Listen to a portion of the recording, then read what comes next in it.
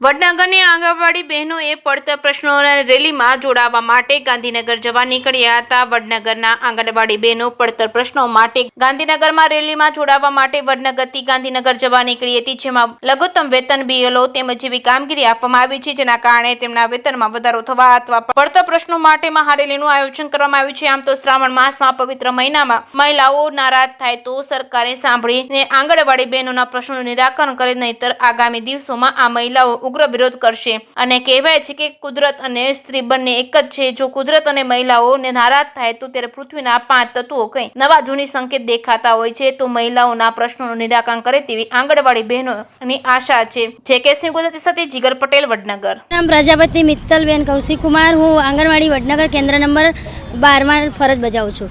અત્યારે અમે જે ગાંધીનગર રેલીમાં જોડાયેલા છીએ, તો અમે અત્યારે જવા માટે તૈયાર થયેલા છીએ, તો અમારી બહેનો પણ ખૂબ જ આક્રોશથી રેલીમાં જોડાશે અને અમે જે ભારતીય મજદૂર સંઘના માર્ગદર્શન હેઠળ અમે આજે પૂરજોશથી રેલીમાં જોડાવા તૈયાર છીએ। અમારી માંગે પૂરી કરો, અમારી માંગે પૂરી કરો।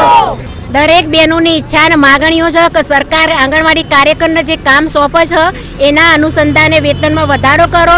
વેતનમાં વધારો ના કરે તો જે સરકારે નક્કી કર્યું છે કે વર્ગ 4ના કર્મચારી ગણવા, તો એ વર્ગ 4ના કર્મચારી ગણી અને અમને વેતનમાં વધારો કરી આપે। અને એ નહીં થાય, ટૂંક સમયમાં નહીં થાય તો આનાથી વધારે કાયમી આક્રોશ રેલી કરી અને સરકાર સામે લડત આપીશું।